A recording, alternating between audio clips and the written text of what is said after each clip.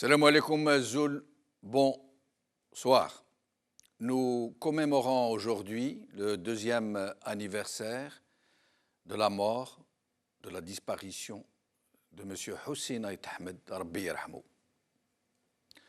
Hussein Ait Ahmed a été une personnalité politique hors pair, tout à fait exceptionnelle. Il a joué un rôle central dans la guerre de libération nationale et bien avant, nationaliste avant l'heure, dès son jeune âge.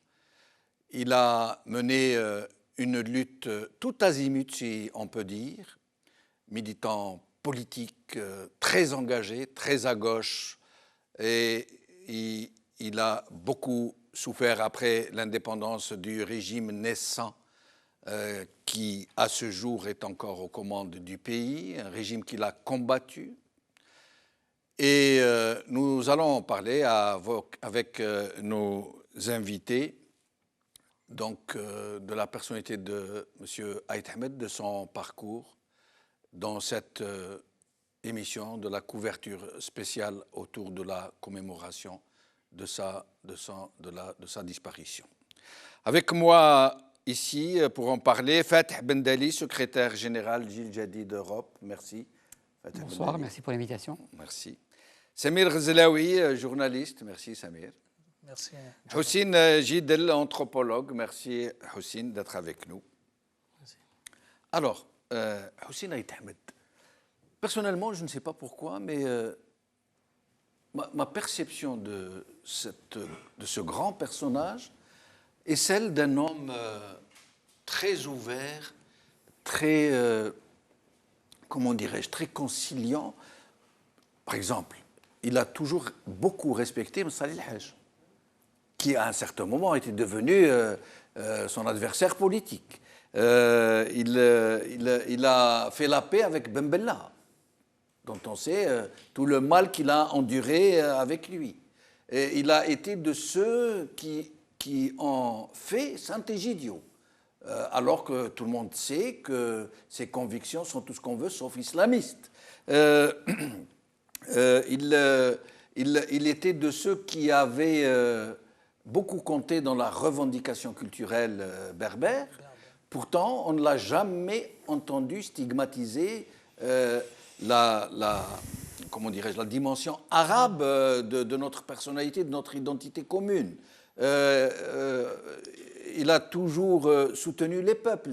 C'était l'un des plus grands soutiens du tiers-monde, des leaders tiers-mondistes à la Palestine. Et donc, c'est cet homme-là qui, aujourd'hui, s'impose à beaucoup de gens, conciliateurs, créateurs, constructeurs, qui va de l'avant. Qu'est-ce que vous en pensez les uns et les autres? Si l'occasion m'est permise, tout d'abord, je présente à sa famille et à tous les Algériens les condoléances à Rabbi yarhamou, Inch'Allah. Mais au-delà de ce que vous venez de décrire, il y a avant tout l'homme. Tous ceux qui l'ont connu ou qui ont lu à propos de Ait Ahmed témoignent d'un homme cultivé, d'un homme qui a le sens des valeurs, d'un homme qui, je dirais même, il avait peut-être une longueur d'avance par rapport à sa génération. C'est ce qui lui a tout de même permis d'avoir cette vision et cette longueur qui le projetait vers, contrairement à d'autres qui étaient dans l'immédiateté et dans le coup présent, lui, il avait une vision. On peut en témoigner même jusqu'à maintenant de ses positions qui étaient les siennes il y a quelques décennies, à l'aube de l'indépendance, pendant la guerre de libération et même après. Il avait cette vision et personne ne peut le contester. On peut la partager ou non, on peut la décrire dans ses détails s'il fallait, mais il avait cette légitimité à la fois historique, mais aussi intellectuelle et des valeurs qu'il défendait selon lui, pour l'Algérie et pour la nation, que personne ne peut contester. Je pense que pour Hussein Ait Ahmed, Allah yarhamou, ce que vous venez de donner, Jamaldine, reflète réellement la personne et son projet. Il était Il a pardonné à Ben Bella, il a pardonné à Massali El-Haji, etc. Pour lui, l'Algérie avant tout. Et l'Algérie ne peut se faire qu'avec tous les Algériens. Et que l'homme politique responsable doit surpasser les clivages personnels. Puisqu'il s'agit de la nation, il s'agit de l'Algérie. Et il sait parfaitement que cette Algérie, elle est diverse, elle est multiple, et qu'avec cette diversité, cette multiplicité de l'Algérie, cette richesse, qu'on doit faire l'Algérie. Et c'est pour cela, Aït Ahmed il n'est pas resté emprisonné des querelles malgré ce qu'il a enduré. Mais il a vu que d'autres personnes, ils ont beaucoup enduré plus que lui, et que ça, c'est une facture à payer pour construire l'Algérie. Donc, ils l'ont déjà payé avant l'indépendance. Ils continuent à payer cette facture. C'est vraiment la motivation et les intentions, c'est de construire l'Algérie pour tous les Algériens et sans exception. Et c'est pour cela, vous savez bien pourquoi il a nommé en 63 Front des forces socialistes, plusieurs forces. Vous savez que c'était prévu que Boudiaf faisait partie du FFS. Boudiaf, ce n'est pas un berbère, c'est un Demsila, c'est un arabe. Hein? Donc, pour ces gens-là, le problème ne se posait pas comme ça. Surtout qu'il faut bien rappeler que Hussein Aït Ahmed, il était à l'âge de 17 ans, il a été capté et recruté par Khidr. Khidr qui était à l'époque avocat, il était militant de la cause nationale. Et donc, l'histoire fait que ce jeune homme de 17 ans devient de la belle famille de Aït Ahmed. Aït Ahmed et Khidr se sont mariés avec des sœurs. Et c'est là le danger de Aït Ahmed en 63. Le danger de Aït Ahmed et de Khidr, et notamment de ce couple plus Cha'bani, Boumdil, il l'a bien vu. Cha'bani qui de Biskra, il a été élevé par la mère de Khidr. Il a toujours vécu, même à Alger, dans la villa de la mère de Khidr. Hussein Aït Ahmed, qui est marié avec Khidr à des sœurs, la wilaya 6, la wilaya 5, et la wilaya 6, la wilaya 3 et la wilaya 5 peuvent tous se réunir autour d'un projet politique. C'était le projet politique de Hussein Aït Ahmed et de Khidr. Et c'est pour cela, Boumediene, il a bien compris qu'on doit éliminer la phase militaire qui est Cha'bani. En 64, on a exécuté avec Ben Bella Cha'bani. Donc, il restait que les politiques qui Khidr et Aït Ahmed.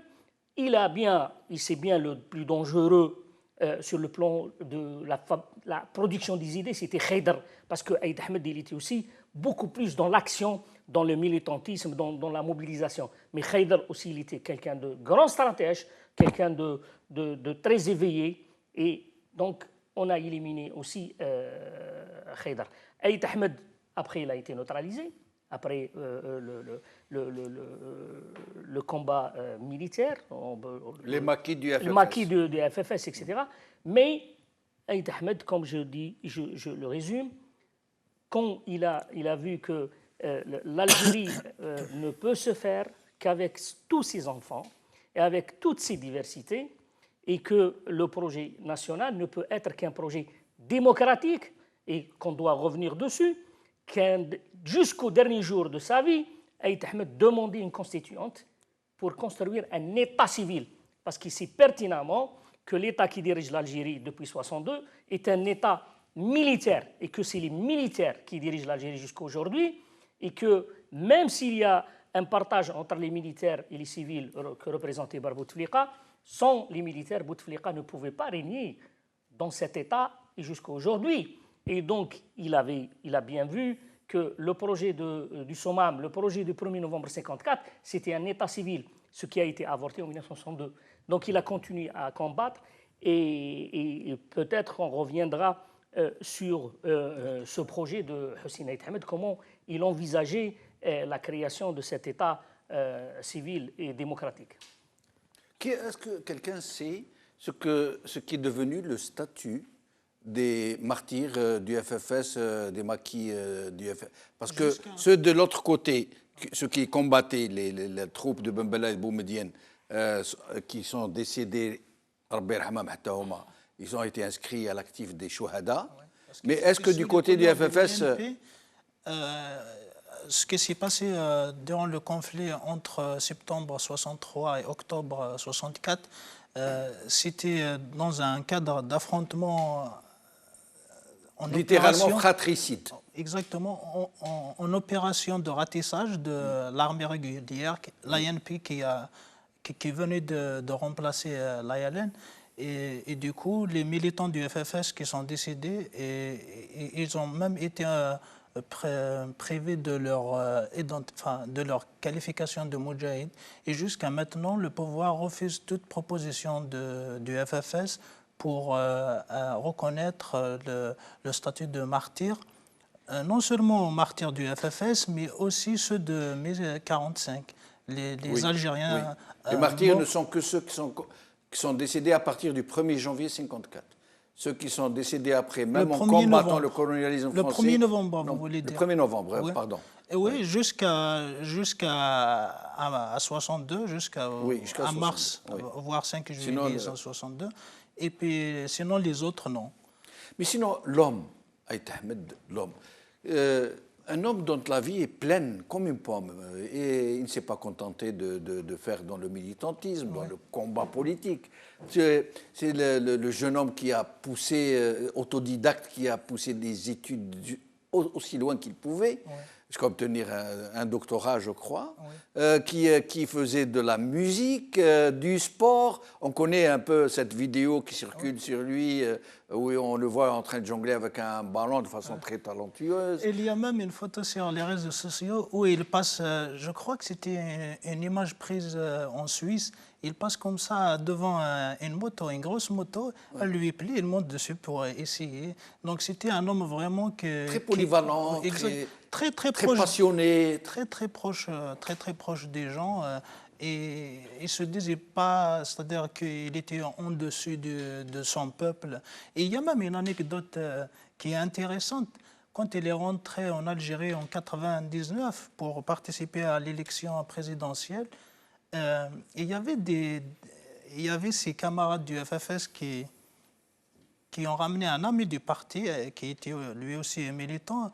Il a dit, c'était un homme d'affaires, il a dit, je vous offre, monsieur Aït Ahmed, je vous offre un petit avion, vous allez sillonner l'Algérie à travers les aéroports. Vous allez prendre l'avion, c'était un petit avion, et comme ça va vous permettre de faire la campagne électorale assez paisiblement. Assez paisiblement. Et il a dit, vous n'avez rien compris au peuple algérien. Vous croyez vraiment que moi qui viens de Suisse, je vais jouer au safari en prenant un avion? Il dit, qu'est-ce qu'ils vont penser les gens? Sans traverser les villages, les villes. Exactement. Et il y a une autre anecdote, pardon, Samir. Oui. Un jour, il est parti à la radio algérienne, je ne sais plus laquelle, je crois chaîne 3. Oui. Au chaîne 2, souvent, il fait les deux. Et il trouve un piano. Oui. Et lui, il joue très bien du piano. Et il a dit, je peux m'en servir? On lui a dit oui. Et il a joué de façon talentueuse. Il a interprété Zine El Fassi. Il a chanté aussi. Pour vous dire que l'homme était vraiment... Il ne faut pas oublier que Naïl Cheikh Mohamed El Hossein était un grand poète populaire. Donc il avait peut-être un peu de... Il a hérité. Il a un peu hérité de l'amour de la chanson, de la poésie traditionnelle, de l'écriture, de la lecture. Et il était très, c'est-à-dire fan de la culture populaire, et il lisait beaucoup, c'était quelqu'un qui lisait beaucoup. Et c'est vrai qu'on dit que c'était l'un des hommes politiques les plus cultivés en Algérie, parce que c'est surtout qu'il était polyglotte, donc il maîtrisait quelle langue il parlait? On parle de cette langue, mais après il faut être honnête, on ne sait pas vraiment s'il les maîtrisait parfaitement. Mais en tout cas, il y a une vidéo qui circule sur Internet, encore une fois, où il y avait une conférence de presse au siège national du FFS, à Haïdra. Et il y avait des journalistes internationaux, des journalistes étrangers.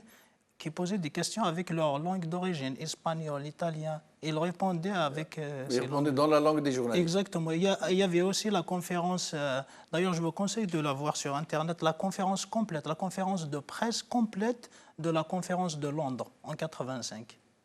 Et elle a plus d'une heure, et vous voyez justement l'homme qui parle aux étrangers, comment il parle de son pays, malgré son exil, malgré tous les coups bas qu'il a reçus de la part de ses frères d'armes des guerres. Oui. Et donc, depuis qu'il est rentré dans le combat national en 1942, très jeune, il avait 16 ans, jusqu'à sa mort, il disait que ce qui importe le plus, c'était l'avenir du pays, dans un cadre de l'unité nationale. Il dit que ce n'est pas important si, pour l'instant, mon parti ou ma famille politique n'accède pas au pouvoir, du moment qu'on cède pour que l'unité nationale soit protégée. Il a toujours cru qu'un jour, le peuple algérien réussira sa transition démocratique, mais toujours dans un cadre pacifique. Et il n'a jamais perdu l'espoir. Moi, par exemple, lui il était de gauche. Oui. Il a toujours vécu une adversité, y compris des siens. Lui était de gauche. Oui. Quand il a été arrêté par les troupes de Ben Bella, l'Écho d'Alger, qui était un journal de gauche, oui, a titré « Le traître a été arrêté ». Oui. Pendant son combat, après 88, quand il a pu rentrer, le FFS était un parti très aimé, un peu partout en Algérie, mais surtout en Kabylie, où c'était son ancrage. C'était son fief. Son fief, son bastion. Et alors là, on lui a créé un parti. Ça veut dire, quoi qu'il ait fait, on lui a toujours créé des adversités intérieures, j'allais dire. C'est le régime despotique qui agit comme ça. Moi, je me rappelle, je rappelle les actes fondateurs de Aït Ahmed. Peut-être il y a beaucoup d'Algériens qui ne le savent pas. L'idée de créer le GPRA, c'était Aït Ahmed, ici Mahri qui l'a dit. C'est son idée. Reda Malek. C'est le témoignage de Reda Malek qui a dit que... Et moi, je me rappelle bien du témoignage de Mahri Allah Yarahmou. Il dit l'idée de GPRA, du gouvernement provisoire de la République algérienne, qui a changé le sort de la révolution algérienne, c'était l'idée de Aït Ahmed. Il était l'acte fondateur avant ça, le fait de changer la représentation de la révolution du Caire à Tunis. C'était parmi les gens qui étaient très chauds.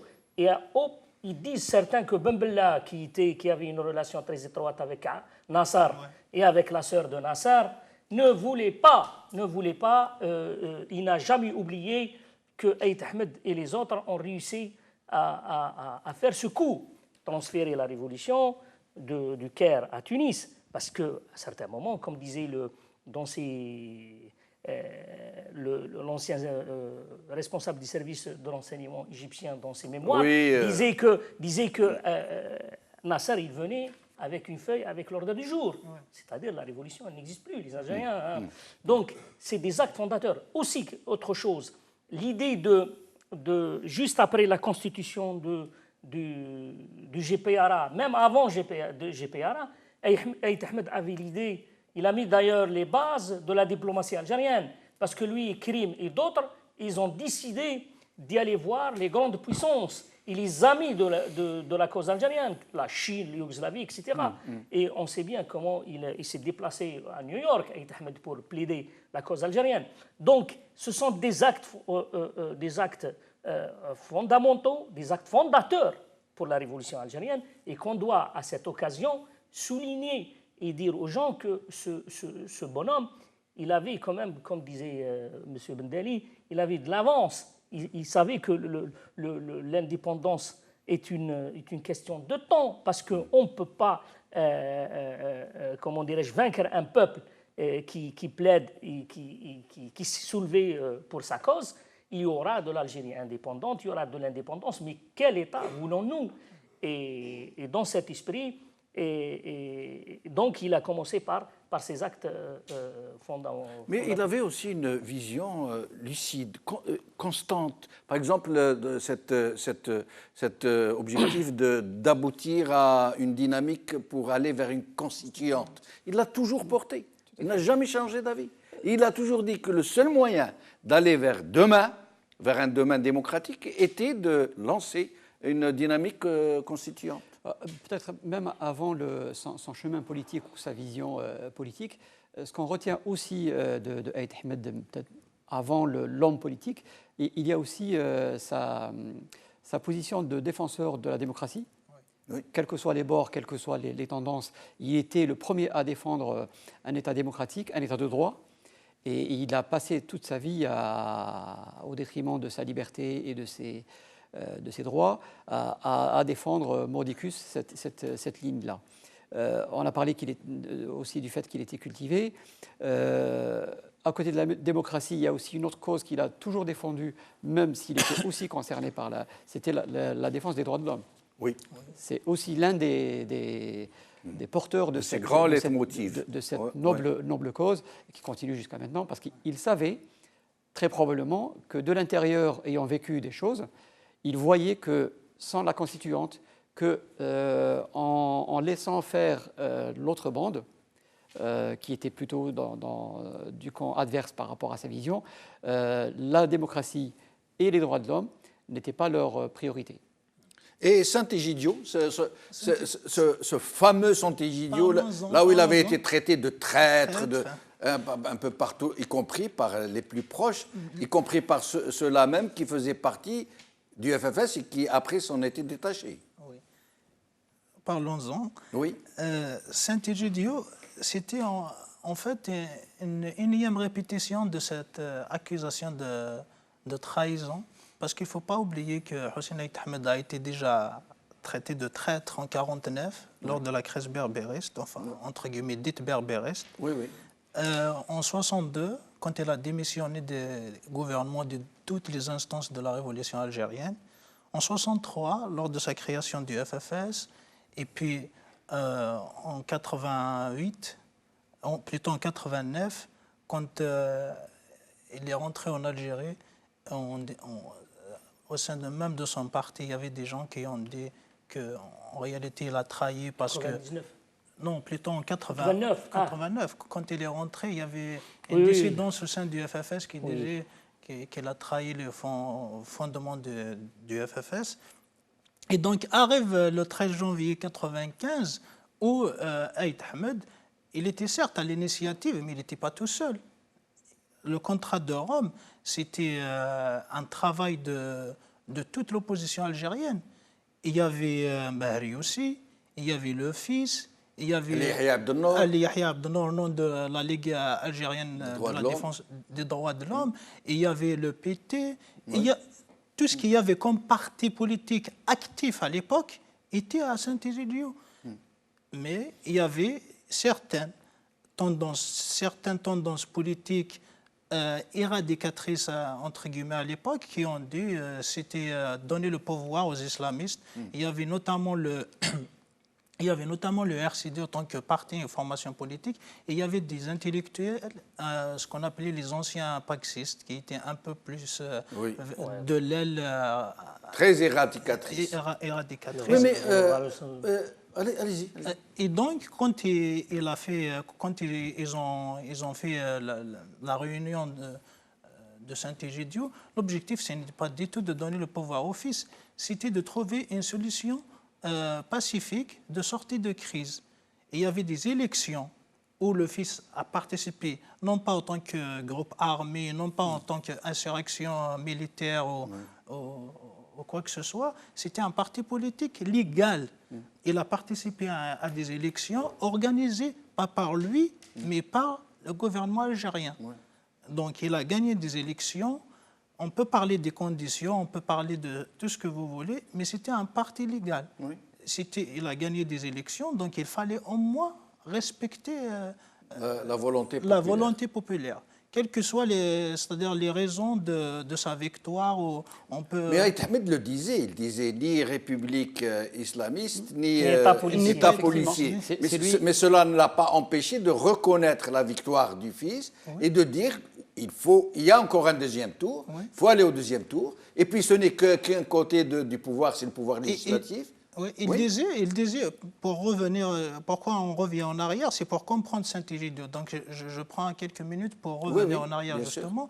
Entre les deux tours en 91 et les législatives, c'est-à-dire le 26 décembre et le 11 janvier, la date du coup d'État militaire, il y avait entre les deux tours, il y avait des contacts avec le régime, notamment Khaled Nazar.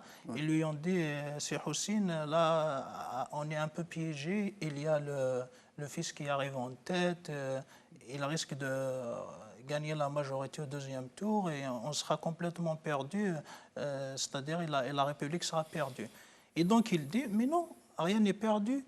Il a dit, il y a 23% au maximum de gens qui ont voté pour le fils. Et en plus, il n'y avait même pas, c'est-à-dire il n'y avait pas un taux de participation important. Oui. Donc il a dit, Au deuxième tour, nous pourrons partons au mobiliser deuxième plus de tour, personnes. et entre les deux tours, on va mobiliser le peuple algérien plutôt, et on va le sensibiliser autour des dangers de l'instauration d'une république islamique. Par contre, il a dit, si je peux organiser une manifestation pour dire qu'il y a quand même une autre voie en Algérie différente de celle des islamistes, je la ferai. Oui, mais le problème, c'est que nous avons appris quelques années plus tard que pendant cette période de tractation, d'intense tractation, M. Mitterrand, à l'époque, avait dit « il n'est pas question que les islamistes passent ». Nous allons voir quelques images et nous revenons à cette très intéressante discussion.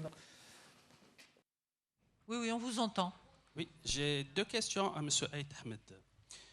Se disant démocrate et œuvrant depuis quelques années pour la démocratie en Algérie, pourquoi il a refusé quand on l'a appelé à la haute responsabilité? Première question. La deuxième question, depuis un moment, Aït Ahmed refuse de participer aux élections, quelles que soient les élections législatives, présidentielles. Pourquoi? Est-ce que c'est un acte citoyen? Voilà. Aussi Aït Ahmed, à quoi servent les élections dans votre pays et pourquoi n'y participez-vous pas?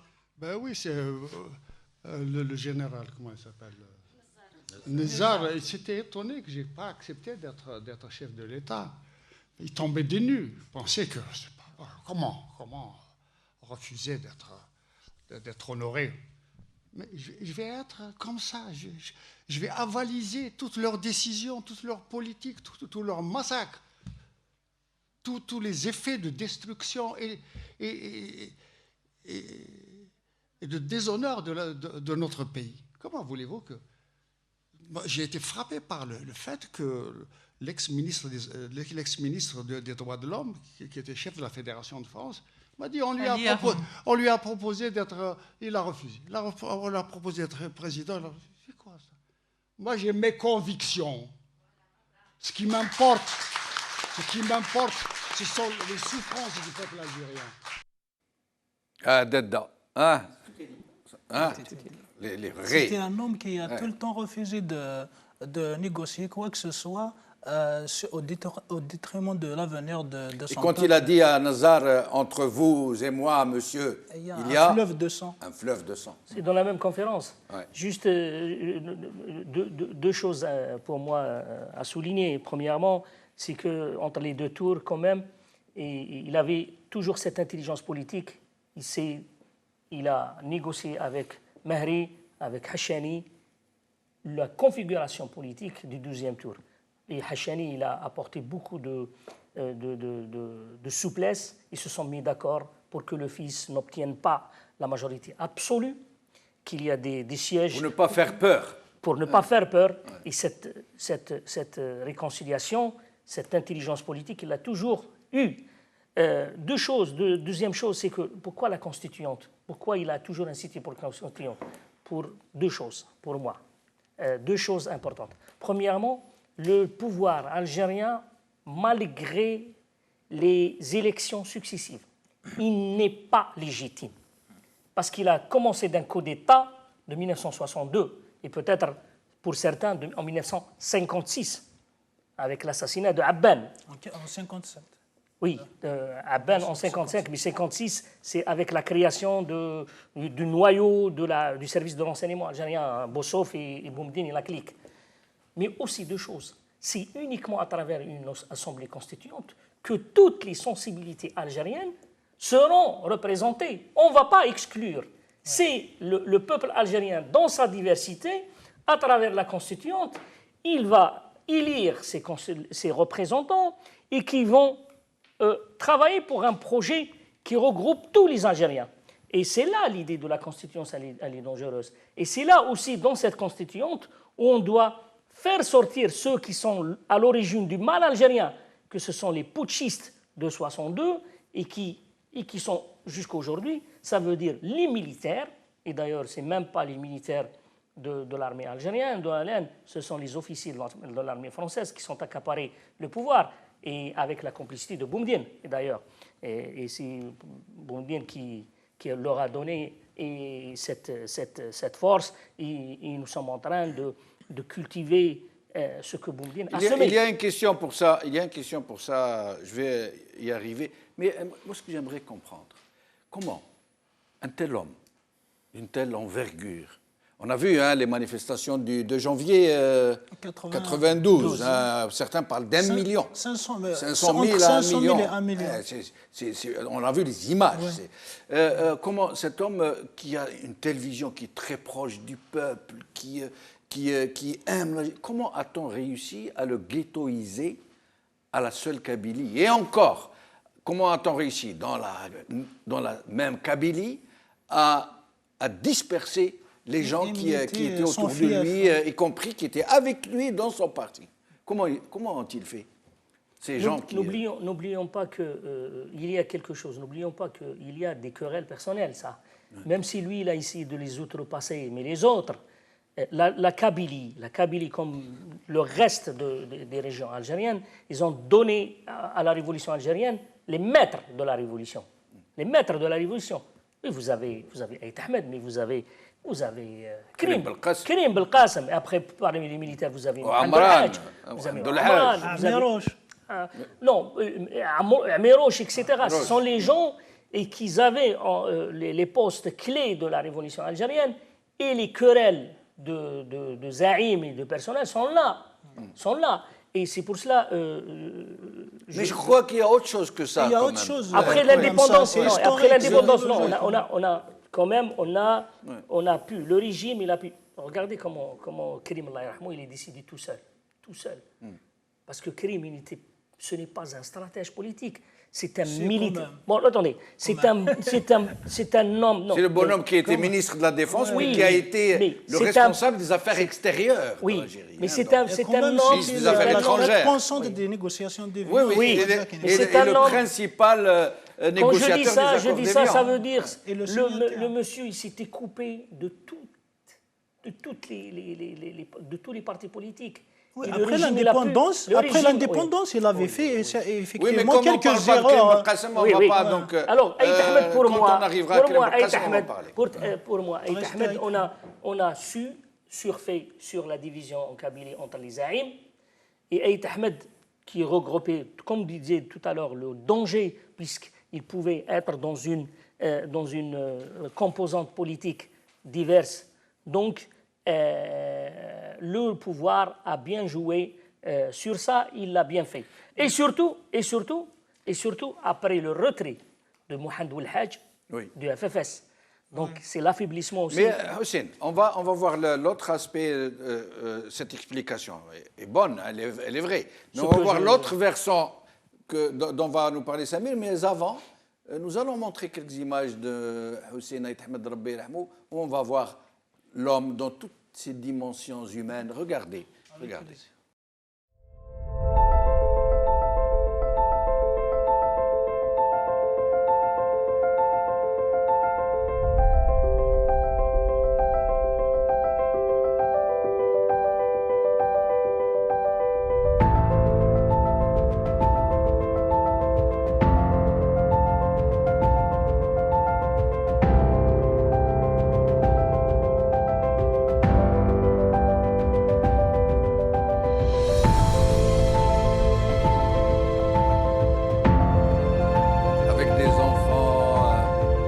Dans les poches, en train de jongler, avec quelle élégance. Il était comme ça même exceptionnel. avec les militants du FFS qu'il rencontrait quand il a eu l'occasion de venir en Algérie. Il était comme ça avec même les plus jeunes militants. Quoi. Comment expliquez-vous, Samir, cette façon de l'avoir un peu disperser ses forces? On a réussi, y compris en Kabylie. Ils l'ont enfermé en Kabylie d'abord. C'est pour ça qu'il y a 2 points à respecter effectivement dans l'analyse de pourquoi il est condamné à être l'homme politique kabyle, entre guillemets, alors qu'il était profondément algérien et universaliste. C'est-à-dire, au-delà de l'Algérie, il était universaliste et il parlait surtout de l'union du Maghreb du peuple. Il disait, je crois à l'unité maghrébine. Et même durant ses débuts en tant que leader du mouvement national, et il adorait le Maroc. Le Maroc, la Tunisie, il disait que l'avenir des 3 pays, c'était un avenir commun. Et d'ailleurs, avant qu'il y ait cette lutte pour l'indépendance bien définie pour les Algériens, il parlait plutôt de l'indépendance du Maghreb, de l'Afrique du Nord. D'ailleurs, si on veut revenir un peu en arrière au fameux congrès de Bandung, et il a présenté une motion, pas tout seul, mais avec les représentants de la Tunisie et du Maroc. Il parlait de l'autodétermination du peuple maghrébin.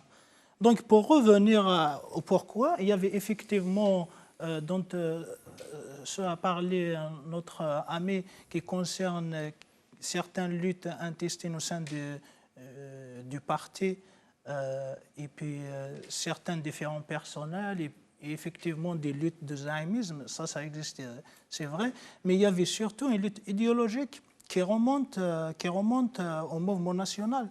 On sait très bien qu'en 1949, pour revenir un peu sur la question berbériste, il n'y avait pas vraiment une crise berbériste au vrai sens du terme, où il y avait une dissidence de certains berbéristes militants. Certains ont réfuté la notion d'Algérie arabe. Aït Ahmed lui-même parlait d'un complot contre les militants de l'OS en Kabylie. Oui. Qu'est-ce qui s'est passé en réalité? Avec la montée de la voie révolutionnaire au sein de PPM-TLD, il y avait les anciens, notamment l'Ahwal et surtout Messali, Messali plutôt, qui étaient contre cette voie révolutionnaire, et donc ils voulaient reprendre un peu les rênes du parti. Et en 1948, lors du congrès de Zedine, Aït Ahmed a présenté le fameux rapport sur l'histoire de l'Algérie partant de l'Antiquité jusqu'à la révolution de l'émir Abdelkader et des révolutions populaires partout en Algérie et en Kabylie. Donc, il a dit maintenant il faut arrêter cette voie légaliste où on participe des élections à la Nedjlen. Il y avait juste avant les fameuses élections truquées où la fraude a joué. Des gouverneurs généraux d'Algérie en France, plutôt le gouverneur général d'Algérie. Oui. Et du coup, qu'est-ce qu'il a dit? Il a dit maintenant on passe aux armes. C'est bon, la négociation c'est fini. La lutte armée. La lutte armée est la seule solution. Et entre-temps, Messali cherchait une issue. Comment on peut décrédibiliser cette voie? C'était pas que la Kabylie, c'était tous les militants jeunes qui activaient au sein de l'organisation spéciale, dont Aït Ahmed était le chef national. Et après une lettre, un courrier envoyé par Messali aux Nations Unies en 1948, il parlait de la notion de l'Algérie arabo-musulmane. Oui. Et quand il a fait ils ont évoqué sa dimension berbère. Et quand il a fait une brève histoire de l'Algérie, ils ont commencé à partir de la colonisation musulmane ou la conquête des Futuhat musulmanes. Et donc il y avait les militants. C'est vrai que les militants de la zone 3 à l'époque, c'était une zone de la Kabylie. On contesté auprès du parti, ils ont dit que ce n'est pas normal, vous avez complètement nié toute une partie de l'histoire de notre pays. Oui. Et lui, il n'était même pas au courant, lui, il était en déplacement. Il était en déplacement dans l'Oranie, il préparait le fameux coup de... l'affaire de la Poste. La Poste, oui. Et donc, à son retour à son retour sur Alger en décembre 1949. Et il a été mis au courant comme quoi il a été exclu du bureau politique, du comité central. Il a été remplacé à la tête de l'os par Ben Bella en septembre 1949. Il n'était même pas au courant de ce qui s'est passé concernant la crise berbériste. En disant du moment que c'est lui... On lui a tout collé. Exactement. Alors. On l'a accusé d'être à la tête pensante parce que c'est lui qui a lu le rapport de Zdin. D'ailleurs, c'est lui qui l'a écrit. C'est vrai qu'il représentait la zone 3, mais il y avait Wali Ben Naïm. Et pourquoi ils ont dit ça? Parce que Rachid Ali Yahya... Oui. Le frère de... Pour ne pas confondre. Hein, oui, c'est le frère de Maître Ali Yahya Abdellah, a fait voter une motion à la Fédération de France pour justement revendiquer l'identité. L'autre moitié émise... comment dirais-je? L'autre moitié de l'identité algérienne, en quelque sorte, la dimension berbère. Oui. Et donc, Msaleh a trouvé cette solution pour... faire accuser Aït Ahmed et tous les militants. Faire éclater le scandale, comme ils avaient dit à l'époque, le complot berbère. Fatih Bendali, moi j'aimerais vous poser une question précise. Aït Ahmed, jusqu'à la fin, il a étonné tout le monde. Moi, ce qui m'a vraiment époustouflé jusqu'à aujourd'hui, ça veut dire qu'il a pensé à son parcours révolutionnaire, même après sa mort. Et il a dit, ne m'enterrez pas à Al-Alia. Ouais. Qu'est-ce que vous voyez dans ce symbole Juste quelques mots. Même s'il n'est pas question, de porter une quelconque atteinte à la mémoire de ceux qui y sont enterrés, et dont nombreux sont d'authentiques fils de l'Algérie, d'authentiques révolutionnaires.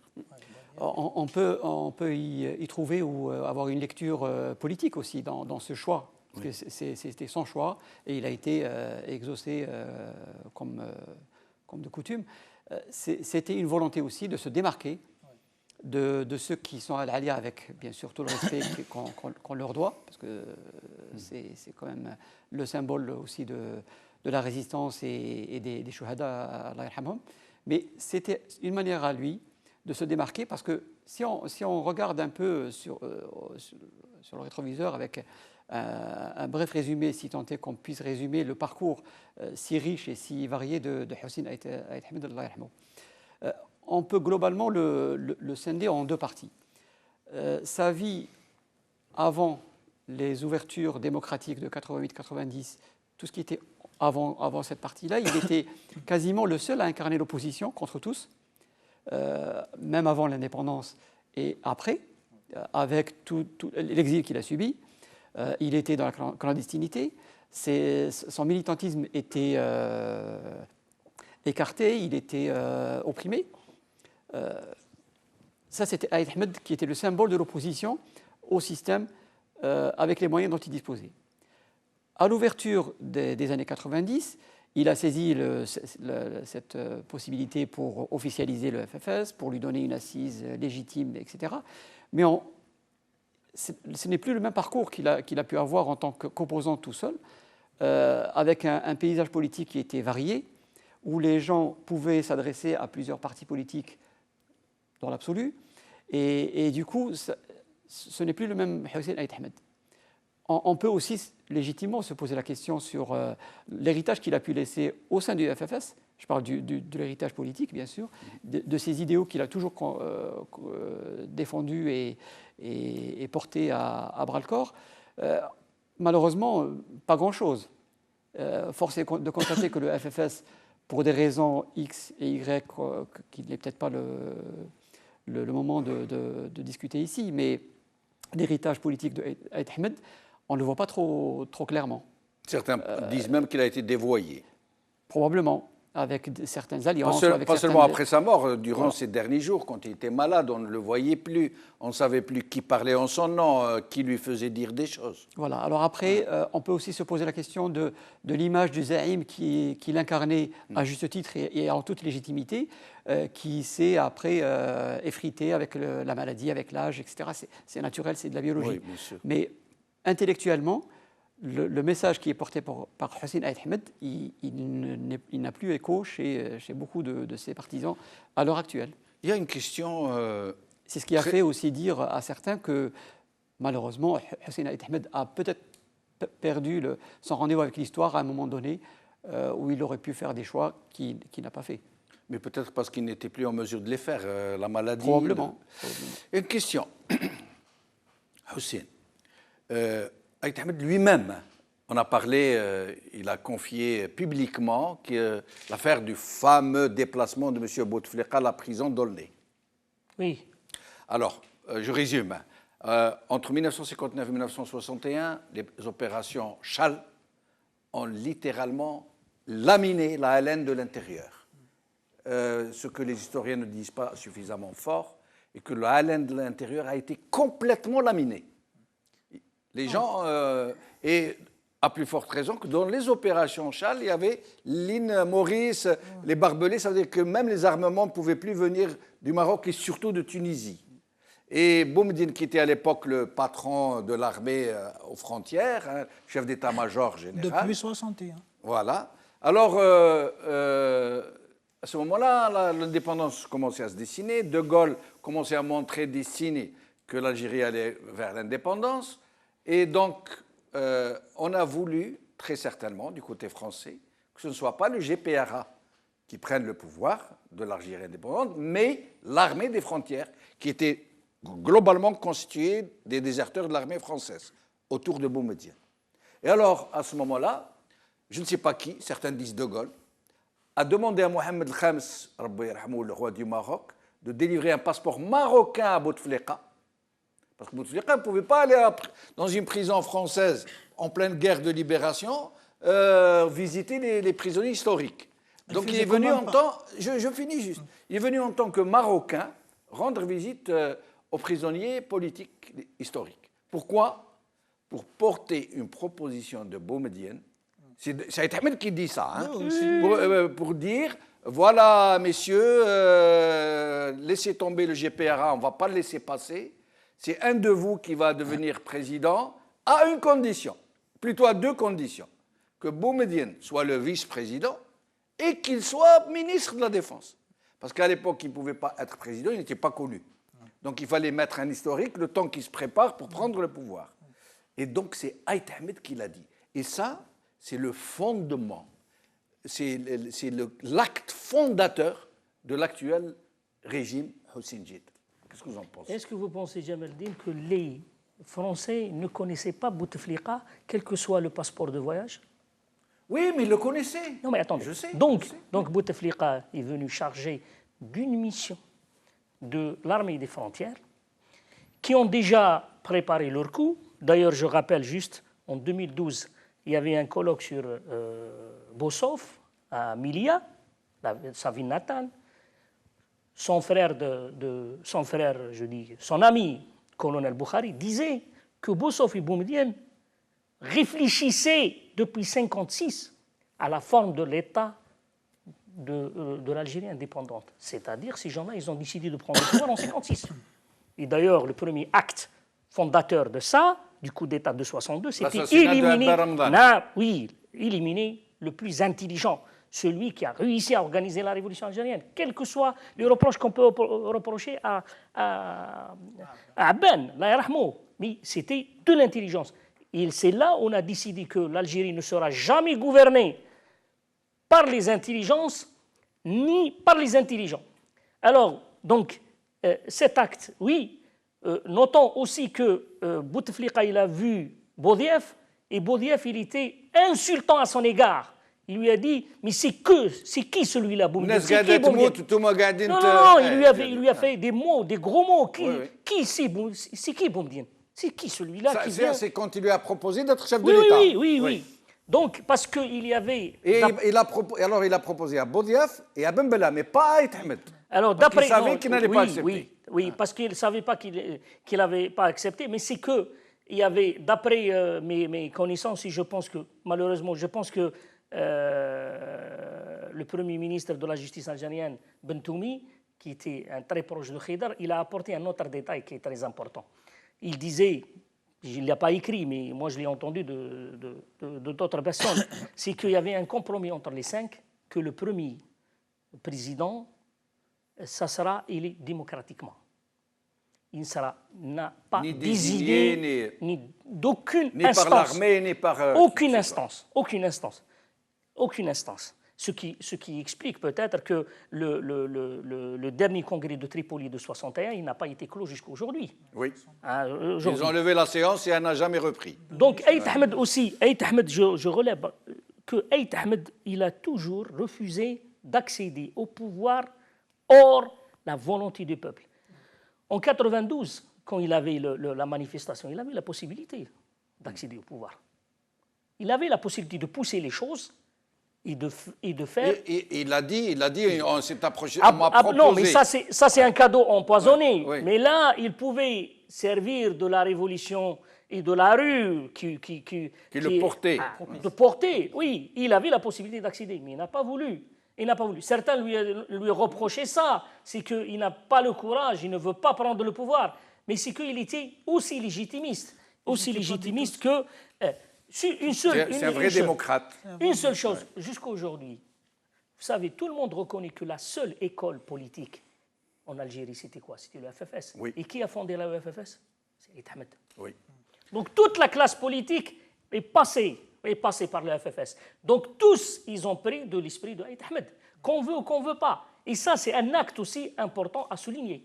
Je ne suis pas du FFS, hein, mais merci de lui rendre hommage de façon si forte. Je le dis parce que c'est la vérité. Samir Ghazlaoui, dernier mot, nous arrivons malheureusement à la fin de l'émission.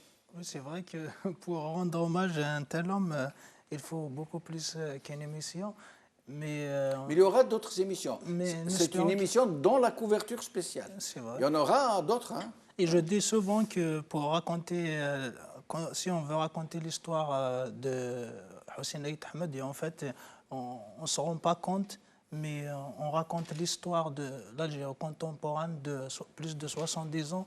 Et j'ai constaté que, justement, lors de cette émission, en discutant autour d'Aït Ahmed, on a parlé un peu de tout qui concerne l'histoire de l'Algérie. Ce que je peux dire, moi, comme mot de fin, en hommage à Hussein Aït Ahmed, c'est pour reprendre ce qu'il disait souvent, la démocratie n'est pas perdue, la démocratie n'a jamais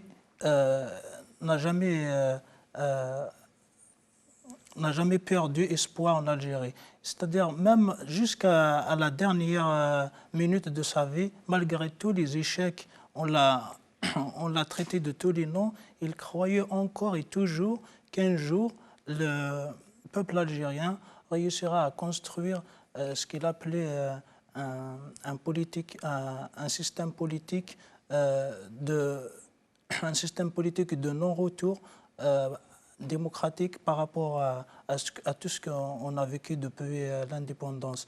C'est-à-dire on peut garder espoir encore que ces idéaux seront repris par les jeunes générations de militants politiques. Et c'est le cas que nous observons en ce moment. Fatih Bendali, dernier mot. En deux mots, parce que beaucoup de choses ont été dites et on épuisera beaucoup de temps à redire et décrire cette personnalité. En deux mots, on retiendra de ce grand homme avec un grand H les valeurs qui étaient les siennes, des valeurs de démocrate incontestables, des valeurs de défenseur des droits de l'homme, et aussi la valeur la plus importante qui l'a conduit toute sa vie, c'était l'amour de l'Algérie. Et s'il y avait une seule chose à garder de lui, c'est cette valeur-là. Et j'inviterais bien beaucoup de politiques algériens à s'en inspirer. Merci à vous. Hussein, deux mots. Merci. Pour moi, Hussein Aït Ahmed, c'est une école. Quels que soient les reproches politiques qu'on peut lui faire, mais sur le plan politique et de militant, c'est un grand militant, c'est une école politique.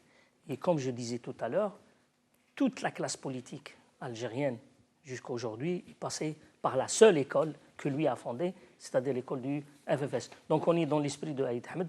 Et j'espère que le cœur de projet de Aït Ahmed, qui est un État civil, démocratique, qui regroupe tous les Algériens, soit repris par les militants et par les partis politiques qui veulent que l'Algérie s'en sort de la situation actuelle.